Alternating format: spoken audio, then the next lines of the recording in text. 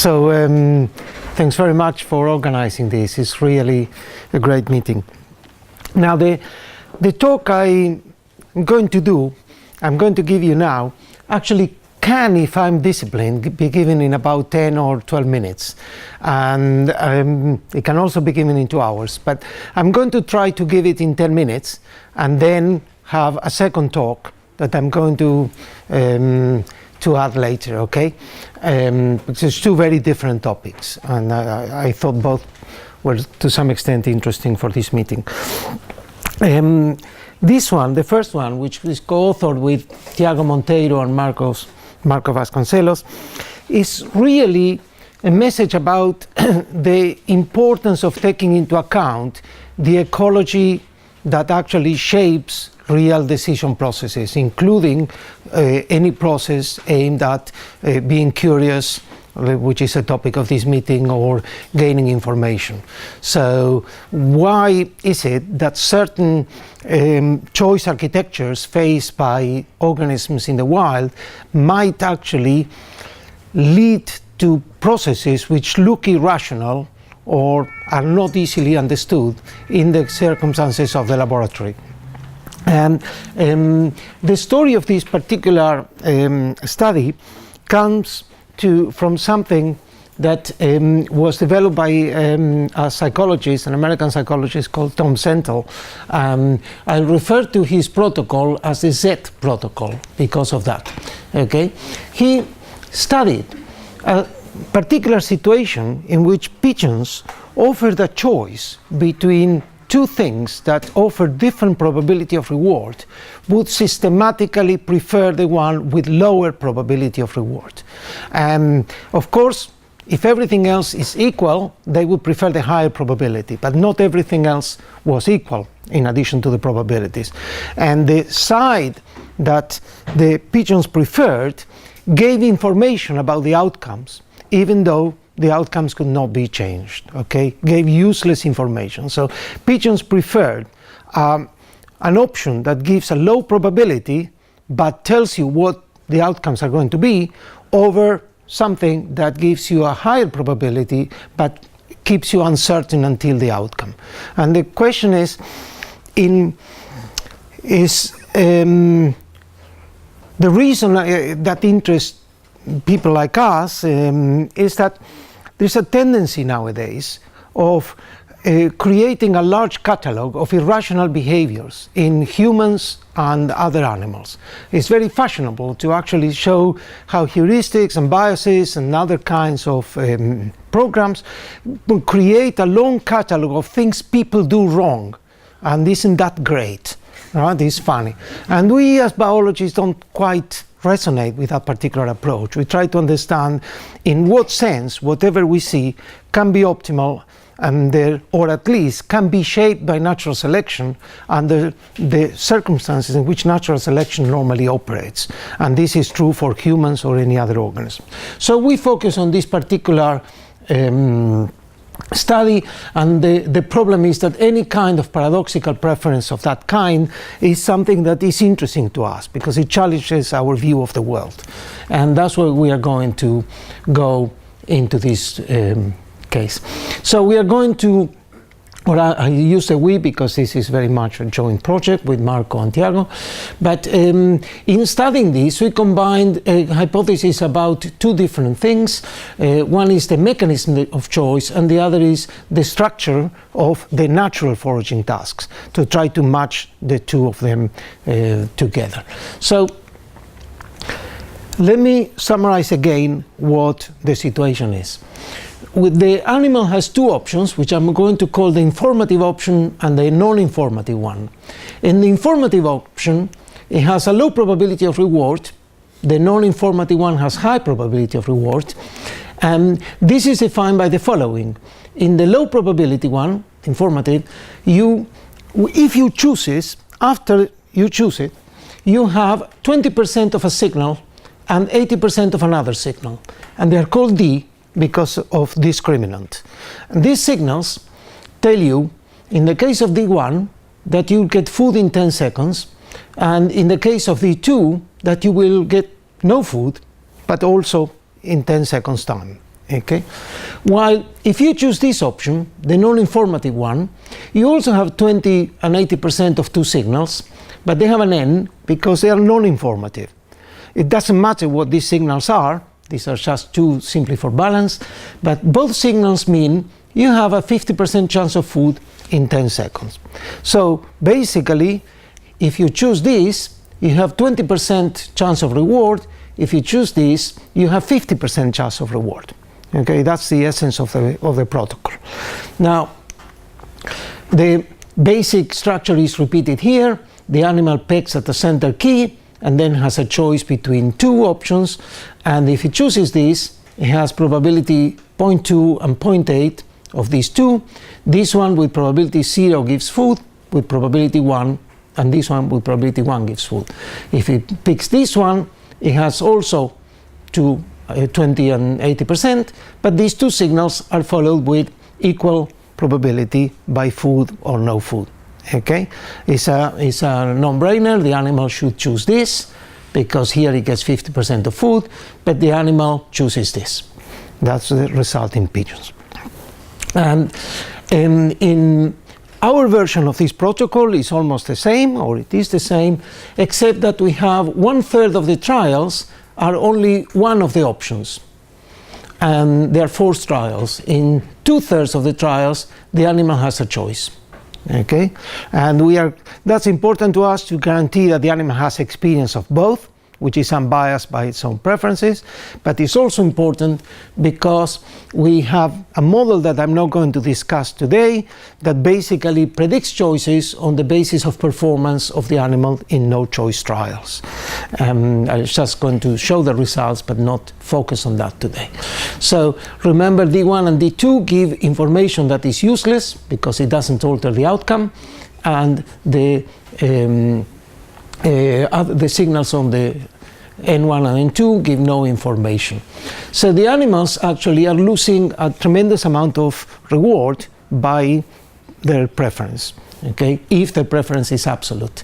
So we use starlings, and our dependent variables are both the latency, the preference in choice trials when they have two, and also the latency to respond when they have only one of them shown.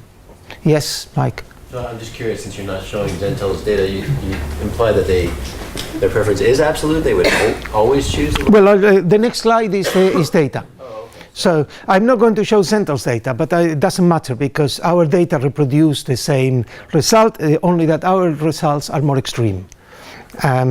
So these are the data that you're asking about. This is session number.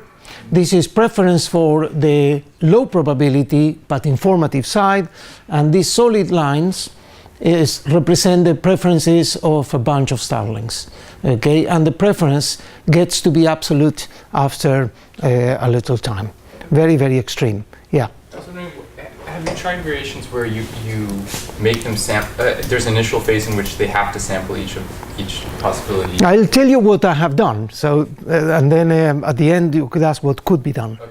Yeah. Sorry, I think my question is similar. How much does it depend on the 10-second? I'll tell you. This is coming. The empty lines. The empty symbols actually show the predicted preference if you predict choice on the basis of the latency to respond in no-choice trials, right? And as you can see, it converges to the same absolute preference, and here you are predicting behavior in one kind of trial from behavior in another. But it shows you that choice is redundant, really, more or less, if you accept this to be the same. But I'll show you in other designs that these are very close. Okay, this basically shows that the earlier results are robust and they transfer to our situation.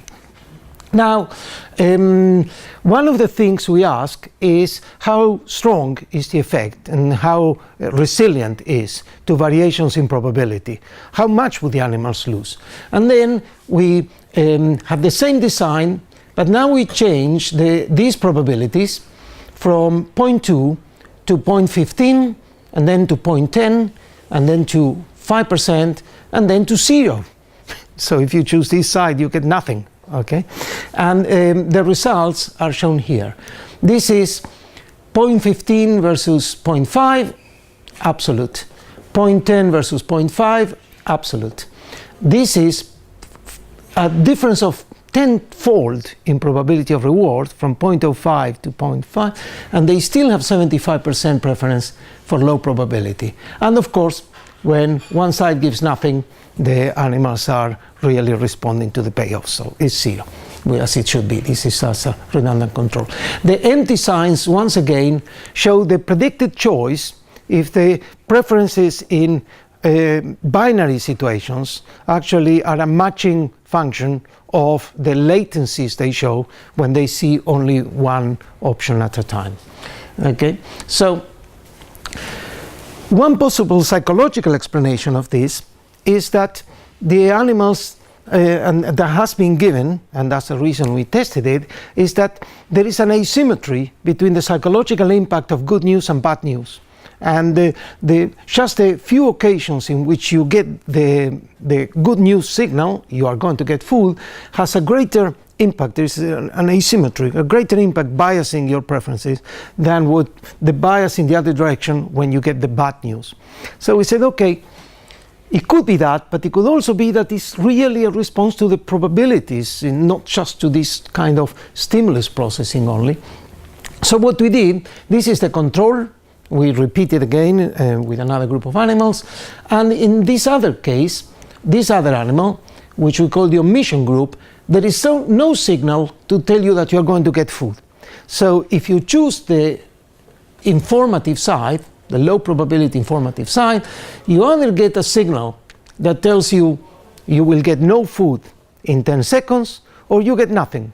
It all goes dark, the same as in the intertrial interval, but then 10 seconds later you do get food.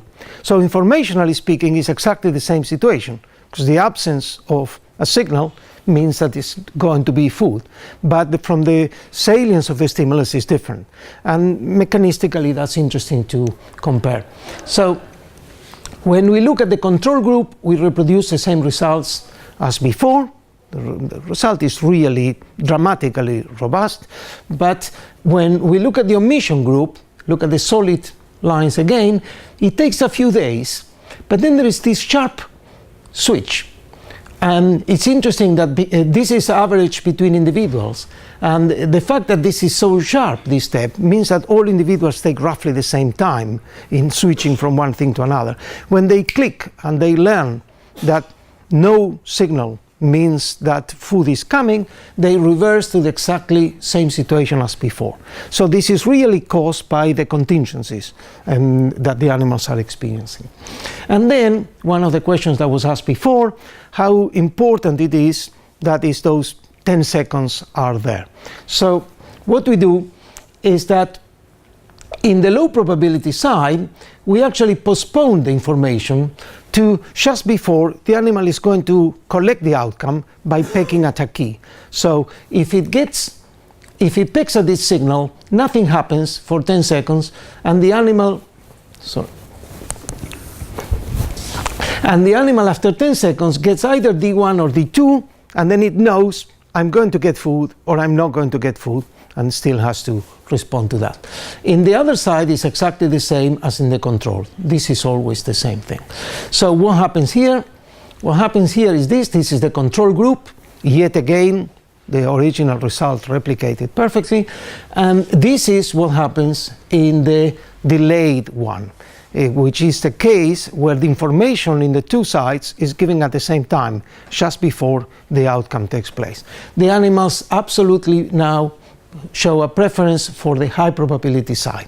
Okay, so the summary of this is that the animals basically hate remaining in uncertainty, and if it's those 10 seconds of not knowing what's going to happen that they avoid, they really, even if though they can't use the information, they still would go for the side that gives it that. What could make some rationalization of this behavior? And one possibility is to look at it in terms of foraging in the wild. And if you are going to look at a foraging animal, the standard way of thinking about it is that the behavior of the animal would maximize the expected reward over the expected time, right? And over a certain period of long period of time. That's a standard thing used in foraging theory. And if you compute what the reward rate would be on any option, or in this case would be the probability of reward, of course, is times 1 minus p times 0. So that's why that is not in the numerator.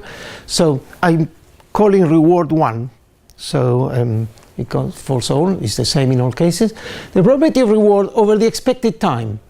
And the expected time is the probability of reward times the time it takes you when there is food, plus the complementary probability times the time it takes you the lost opportunity when there is no food. And you can rewrite this to have a single p, dividing top and bottom by p, it becomes this thing. Now the interesting thing is that in nature, if you are, say you started to chase a rabbit, and the rabbit goes down a hole, then what do? You go and do something else, right? Typically, you don't continue wasting the opportunity of foraging in the rest of the environment because you have started to chase that particular rabbit. And that means that information in a foraging animal that faces the choice between continuing an action or going to forage in the background is actually useful in most cases.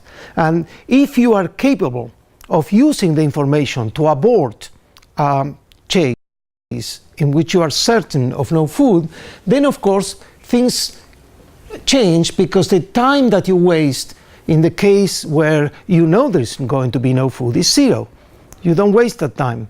The only reason that time is there is that it steals opportunity of foraging in the background. Now, if you remove this from the equation, then the reward rate in the informative side would have been 1 over the time it takes you when there is food. This absolutely, and the interesting thing about this is the probability drops out of the equation. So whatever the probabilities, if these extreme assumptions are made about how the animal computes it, then you should always prefer the informative side. And of course, if you remember, the animals are not absolutely doing this in the sense that when there is a 5% against 50%, it declines a little bit, but it's still preferring it. So and it remains flat for a large fraction of the time. So basically, to look at it in terms of the situation in nature where information can be used normally, what the animals are doing is perfectly reasonable. Basically, they just are not programmed to believe that information cannot be used. And that's why they produce this apparent irrationality in which they are hungry for information. They will overvalue an option, which normally would lead to maximizing the reward rate. So this is actually the story. I think how long did I take? 18. 18, okay. So I'll finish with this, but maybe I can take now a question or two, because I do want to go to the second talk. But the essence of the story is extremely simple. A lot of irrationalities, both in these animals, and I don't have time to give other examples, but in a lot of, for example, behavioral economics research nowadays, come from choice architectures which are not tuned to the ones for which the mechanisms have evolved. Yes? Okay. This is great. I love it, but sort of a picky question. So I heard two explanations in what you said that can be dissociated. So one is the animal could be choosing the lower value option because it gives information, or because it gives that good news signal. And those are two different things. So the information in the sense of reducing the entropy of your reward distribution, that's one. And second is a good news signal. And it seems to me that in your data they went together. It's impossible to know, because your preference declined as the good news signal became less frequent, but that also reduces the entropy of your distribution, right? In essence, the animal has less uncertainty. Well, yes, Okay, so there are two possibilities. you're right. In our experiments, what we show is that the system is robust with respect to an explanation purely based on the striking sensory impact. For example, you could be filtering and have a very strong response to good news, Yeah. and now it's a much more computational thing because Because they there's get no nothing, signal. and after a second of nothing, they can say that's a signal for food, right? So it transforms one signal into another. Right. Okay. So let me now move to something else, just for to lighten the occasion. This is a study in which we ask how could birds, in this case cockatoos, work out a problem in which reinforcement is not reinforcement in the most naive sense of, say, getting the actual thing, getting food, is not contingent of every action because they have to complete a complex sequence in order to reach to it. Let me describe the task. The cockatoos were facing a mechanical system like this, in which there is a little trapdoor and there is food behind it. And the cockatoos would like to open it and in order to get to the food, it's a nut, but in order to do that, they have to move this latch to the right? But they can't do it because there is this wheel that stops the latch from being moved. And the only way to move the latch is to push this little wheel forward so that the latch could go underneath. But they can't pull it out because there is this pin. And the way that they can do it is by rotating this wheel to align the slot with a pin, and then it would move forward. But they cannot rotate the wheel because there is a notch in this bolt that is immobilizing this wheel, right? And so in order to rotate the wheel, they have to pull the bolt up. But they can't pull it up because there is this screw. So in order to do this, they have to unscrew this bolt, which takes a lot of repetitive movements in the same direction, because otherwise you would be moving it backwards and forth. But of course they cannot rotate it because there is a pin here passing through a hole that actually immobilizes that, right? Can a cockatoo, completely unassisted, not shaped, solve this problem? And the answer is that they do. Oops.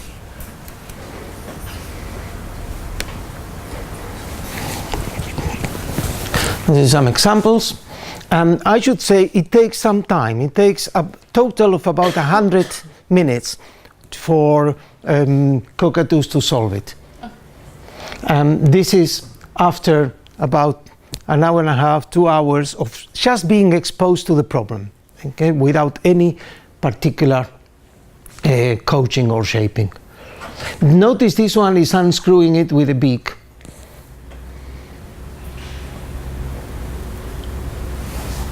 So, but they've been exposed to all the little mechanical components before and other kinds of tasks? Or? No, they've been exposed to the door and the latch, but not to the other independent mechanical components. I'll discuss in a minute how they can possibly do it. They know there's a reward behind the door. Yes. They know this. That is completed now, and it collects it. That last bit they know. So this is another one. There's only one thing you can move at a time, right? So you see, I'm just showing this because this one does it with the food. No.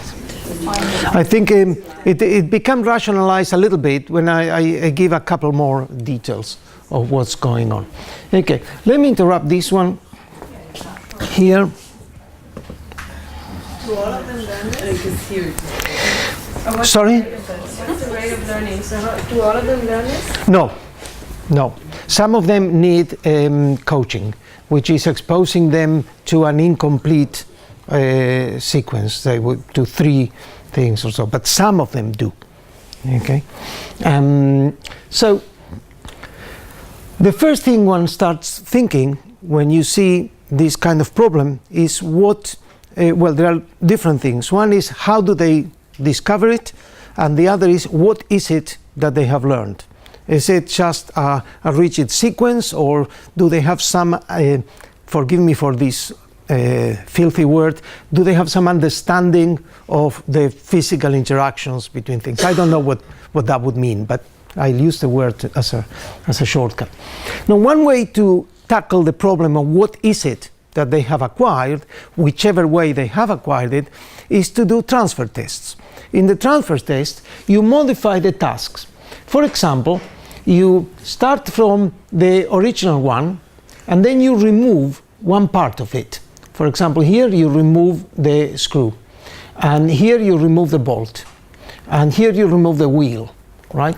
And then you ask, when I expose the animal for the first time ever to this situation, is the animal going to go always for, say, the pin, because it's where it started before, or is it going to go to the first one that is meaningful? But for example, in this case, it would be the bolt that they have to move. In this case, it would be the wheel, right? Because that's the one that is closer, is stopping your task. In another transfer test, we alter the order in which things are combined. And we ask again, does it go for the component? Does it go, in this case, for, say, the pin first, because it was a pin before, in all cases, or does it go to whatever is rational to go according to the new configuration? In another test, we remove two components, and we ask similar questions. And what do they do? Well, I'll show you just one quick example.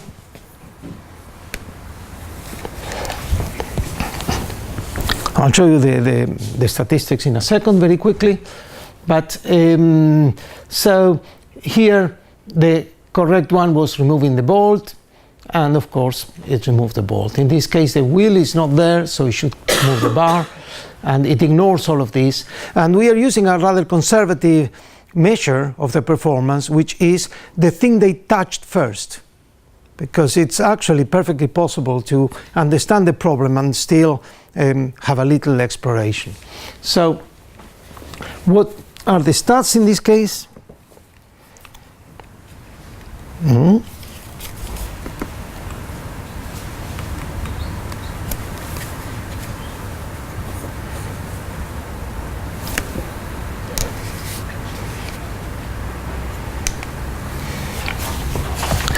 Without going into too much detail, whenever you see a star, it's that the animals perform better than random in one of the transfer conditions.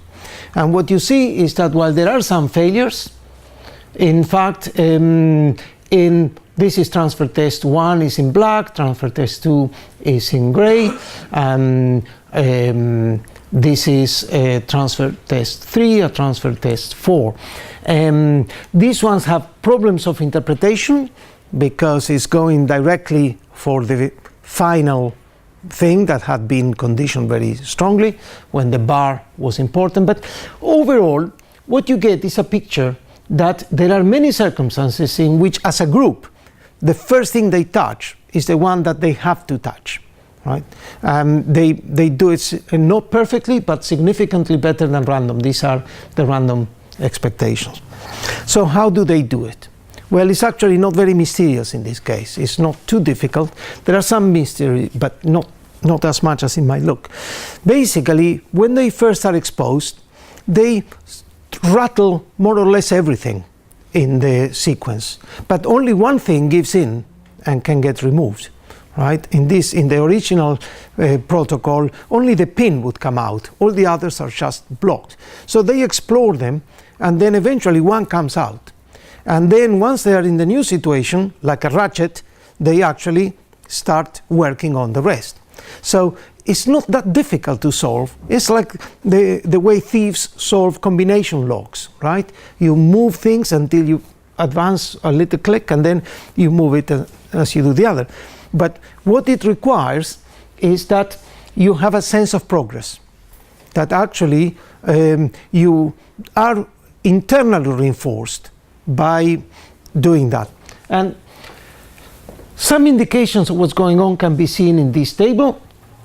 in this case, for example, you see all the different individuals, and what you see is the number of errors they committed in sessions, new sessions, after they had cracked one thing.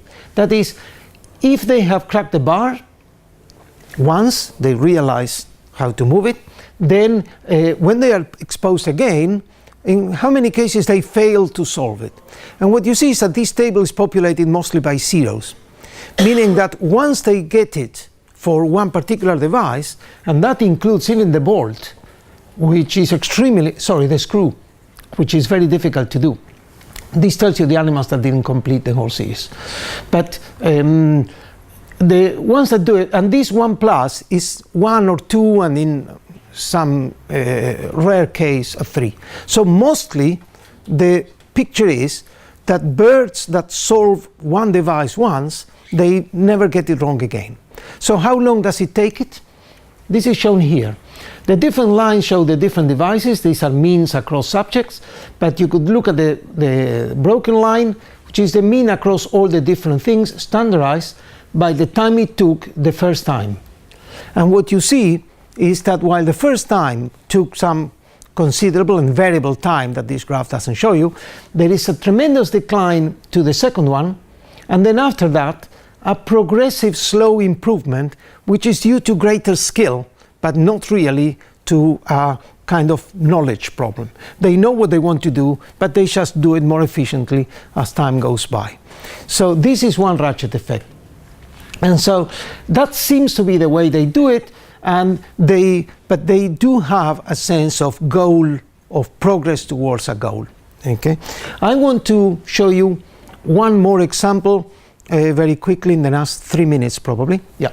So cockatoos are not tool users as far as we know in nature. Nevertheless, we have one case which surprised us, in which one individual cockatoo called Figaro figured out how to get something, an object he was interested in, by actually biting a piece of wood out of the beams in its aviary and putting it through the grid in order to use as a tool. In this particular case, these are different tools that he made. Some of them involved complex manufacturing, because he had to make, in this case, 4 cuts before he had an appropriate tool, and he did it away from the reward. He just looks at the reward, goes out and works on something, and then comes and uses. And this is the time it takes to actually use tool. So it was little time from the beginning, but making a tool took a long time the first time, and then basically it was flat. So once it discovered the trick, it just did it again. There's no progressive. Sorry. The time involves both making it and trying it out, or just? Well, the blue one is the time it took to make it. And the other line, I'm colorblind, so I don't know myself what this is, red or something, or green or something. This one in the bottom, the blue one is making, and the other one is just the using it. Okay? Now, we wonder the social transmission of this. How would it work? I'll show you very quickly. We did experiments in which Figaro was used as a demonstrator, and we had other cockatoos that observed this situation. Figaro would step in, do the thing for us, and the others would observe, and then after observing a demonstration, actually 3 demonstrations consecutively without being able to try, they were allowed into the arena to try themselves. But there were also cockatoos assigned to control groups. Actually, it's the same group in 2 stages, where they either saw the tools moving, controlled by a magnet under the table. This is a ghost tool moving control, to see whether it was just a connection between a tool and an object that made it, or they had to see agency in some sense. And the other control was just seeing the food traveling on its own towards Figaro, that was out of reach, also moved by magnets, to see whether it was actually seeing Figaro eating that stimulated them. And these are the results quantitatively. I'll show you the movie in a second. This is the demonstration group. we had equal numbers of males and females, and these are just two dependent measures. Was the number of cases in which they contacted a tool with the grid, and this is the rate at which they picked potential tools. And what you see is that the control groups did very little, both males and females, and here a little more but the same, but the ones that had seen Figaro did considerably better. But in particular, the males do much better than the females in both dependent variables. Now, in terms of actual success of using the tools, what you see is the following. Well, basically, quickly, all the males, which were three males that saw Figaro doing it, managed to use tools. None of the females in any of the groups did. This is, of course, dependent on the fact, or potentially dependent on the fact, that Figaro was a male himself. So the role model may play a crucial impact on this result. But what I want to show you is how they did it. The important thing is that you remember how Figaro did it. Here you can see Figaro doing it. And Figaro holds the tool by the distal end and pokes it through the grid in different forms, but typically holding it in the air, and controls the movement so as to get it. But look at these examples of how observers did it. The movements that they do are completely different, and actually they do it in a more efficient manner. This one puts it in the floor and flips it out, right? And this is another one. This one inserts the tool using its tongue.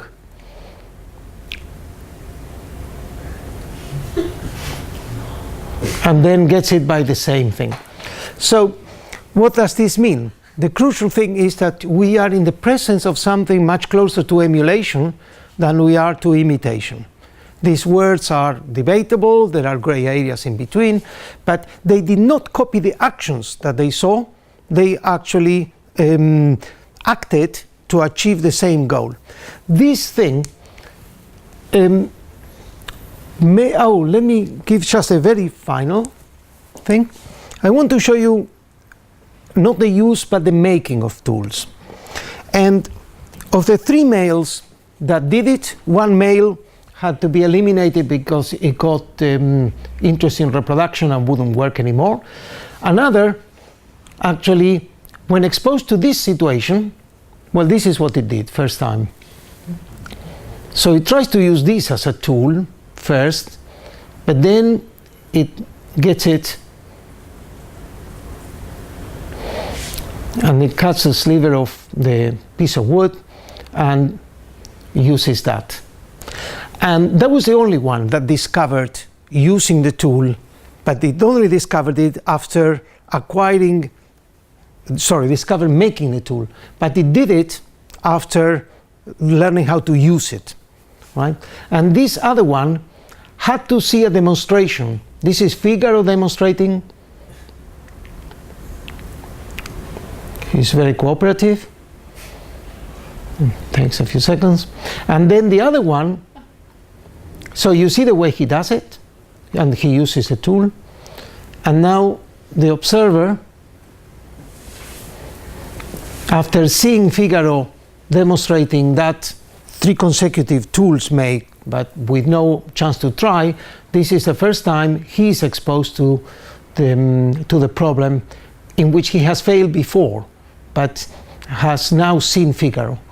And now he just does it. He's holding the substrate with his foot,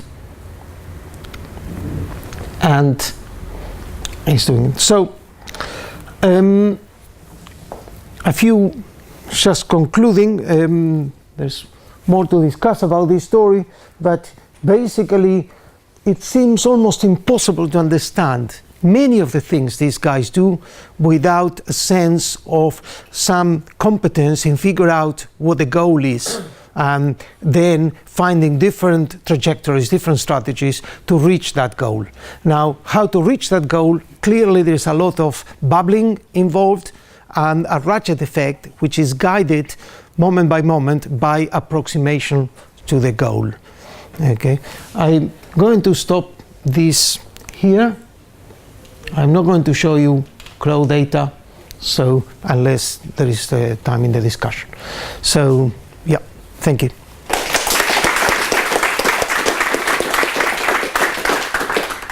Yeah, there's someone in the bottom. Yeah. So, using a twig, I mean, you see birds build nests with twigs. So using twigs is part of these birds' repertoire, and building, taking a twig, making a twig by cutting off a bigger piece of wood, is that also part of their existing repertoire? I think, to answer the spirit of your question, I think the answer is yes. The letter of your question is a bit more difficult to do because these animals are in part cavity nesters. They don't need to cut things. But the spirit of your question is that they are using components. Things enter into their behavior that they do use separately. So, for example, they are biting things all the time. And so the fact that they are going to use chewing a splinter out of it is not that they probably know. So it's actually almost the same as the first talk you gave, where they're undoing a complex chain of events. Because here's the cockatoo with a piece of wood, and the only thing it can do when it's presented with a piece of wood is bite off another piece of wood and make a twig. Well, but they only do it. They only do it when they need it. Not only there are a couple of things to point out. One is most of them fail, and they fail unless they have seen Figaro using the tool, and they only succeed or enterprise into the endeavor. On making a tool once they have learned to use a tool. So it's clear that the tool making may be that ergonomically they knew how to cut wood, but they only engaged that particular skill when they had a reason to do it, which is that they knew they were going to use it as... My point really is that it looks to us humans like this is tool making. Yes. Actually, it's maybe not the tool making, it's just fiddling around with what's available. I don't think so. In that particular thing, I think it's tool making precisely for the reason I gave, that they only do it when they are going to use it as a tool, and once they have learned to use it as a tool. Otherwise, what you say, they would actually be chewing splinters all the time, which they don't do. And in the case of Figaro, the first time he did it, he was playing with a little stone. They play a lot, and then in one occasion the little stone, there were thousands of pebbles in the ground, but he's playing with a particular one, right? And that particular one fell out of reach through the grid of a cage, and then he's looking at that for a while and just goes away, finds a suitable beam, chews the edge of it, and comes and collects the stone using that. And it was this serendipitous observation that led us to do the study in a systematic way. So it looks as if they only engage on modifying the objects in front of them when the resulting effort will be usable as a tool. There was one at the back, right at the beginning. Putting Figaro as an observer. Sorry, you again? I tried putting Figaro as an observer as a second step to see if it improved his way of collecting the object by looking at others who could doing it. No. I don't know. This is a related question. You mentioned the idiosyncrasies in the ways that they figure out to use the tool. Have you done, or would you expect that they may be able to learn more efficient ways, or do you think that these are things that would stick with them? So having to grow and watch the other ones. Okay. What Figaro does is more difficult than what the other does. What the others do. What the others do is only efficient because they were lucky that they acquired it in a different context. One thing I didn't tell you, if you remember you only see here a picture of Figaro in the original circumstance. This was wood, and there was no gap here other than the normal little squares in the grid. So in these circumstances, the only way you could do it is the way Figaro did it, right? And by pushing this. But when we move to the testing condition, this is an aluminium, very slippery thing. Figaro continues to use the technique that he invented in the old system, but the others, having seen him using a tool, actually figure out how to do it in their circumstances. And so they apply a logical thing. So Figaro has only been exposed to this enough to act as a demonstrator. If he were exposed to this many times, he probably would improve the way he does it. But they were only, the other birds were only exposed to it once, right? They exposed 3 times, but without trying in between.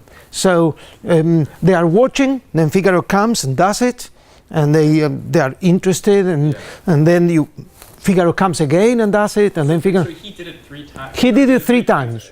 It's interesting. It's 3 demos, but the other birds are given a chance to watch it 3 times. Then they are allowed to do it. But it's interesting. That it seems this combination of Figaro having this very sophisticated means-end analysis, where you can just look at the problem and then go away and construct a solution to the problem, and yet at the same time, he cannot look at the problem and come up with a better solution in conditions that would emit. We can say that he cannot, because Cannot, but he does not in the same time it takes for the others. He's perseverating on his suboptimal solution.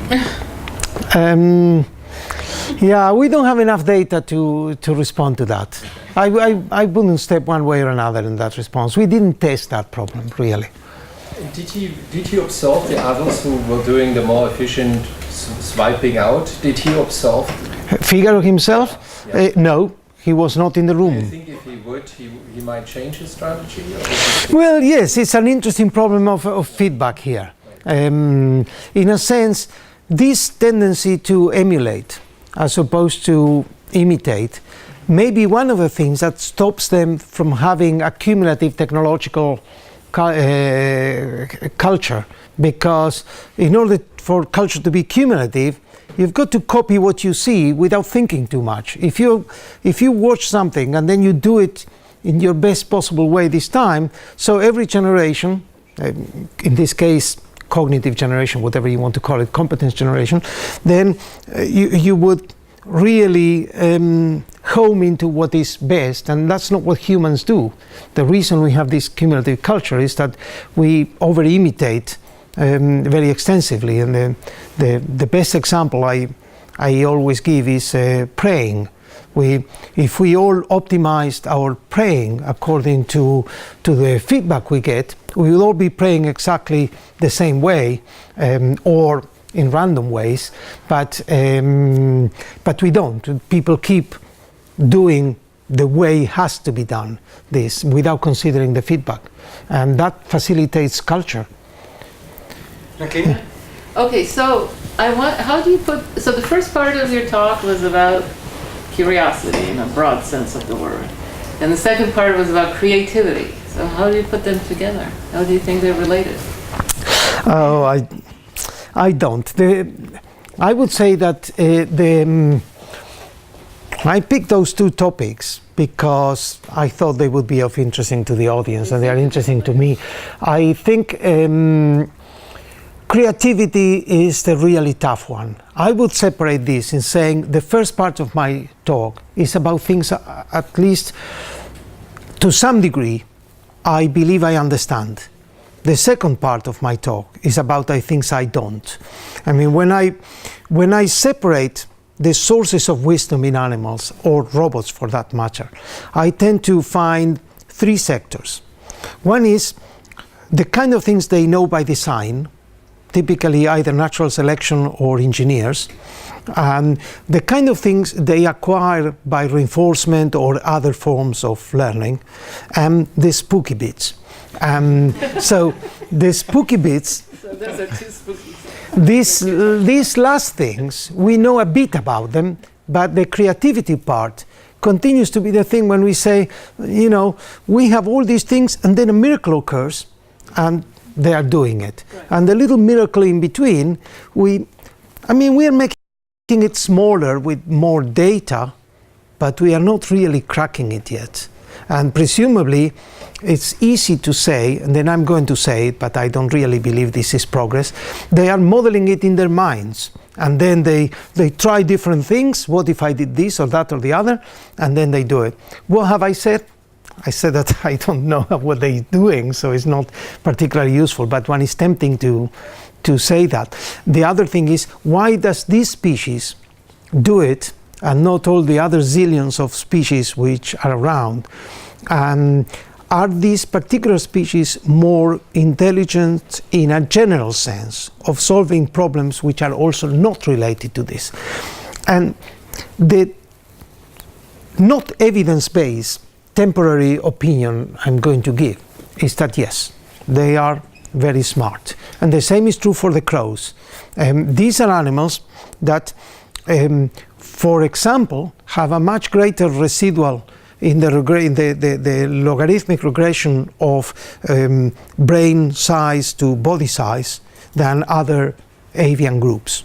All the parrots and all the crows have very large brains according to what they ought to have given their body size. So crows and parrots are special within the avian world. They also have greater nidopallium, which is equivalent, say, of the clever parts of the telencephalon, of the neocortex. So the answer is some are clever, but what in their social conditions, what in their ecology selected for this, we don't know. So do you know anything about the correlation? I mean, do species, I forgot what kind of birds were in the first study? The starlings. Starlings. So is it any data to show whether the species that seek information are the same ones that would use tools? No. The problem to any correlation of this kind is that the set of tool-using species in the wild is very, very small to do correlational studies or to separate the phylogeny from the practical. So it's not enough data there. If you include animals that, for example, the cockatoos would be on the zeros because they don't normally use tools in the wild. If you include those which are capable of tool use in the lab as well, then you expand the club. But then the number of species observed under these circumstances is extremely small. And so we can't really do correlations yet. So we will just take a last question by Laura, and then I propose we take the other question during the lunch. So please also leave Alex eat a little bit, because I think we could continue for half an hour or 1 hour of questions. So Laura. Easily, this is lovely. I'm intrigued by the fact that cockatoo, you said that the reason it could succeed at the lock task was that it could represent incremental progress towards a goal. And I guess I have two questions about that. One is it seems entirely reasonable that by rattling and successive rattling you could figure out which things were coming loose. But then to immediately represent that as a plan and an ordered step of things that is going to achieve a goal is a whole another kind of thing. And I'm also wondering how much depended on the fact that these were actually obstacles in the path to the food, like directly blocking it. If you move that lockbox to the side of the box, they would still explore, presumably they would still rattle, but would they lose the sense of incremental progress and then not learn it? Yeah, you're right in that there are one interesting area to explore is to request the animal to do, say there were 5 locks here or 5 devices. Suppose that you gave them 5 tasks which are physically unconnected to this, completely arbitrary.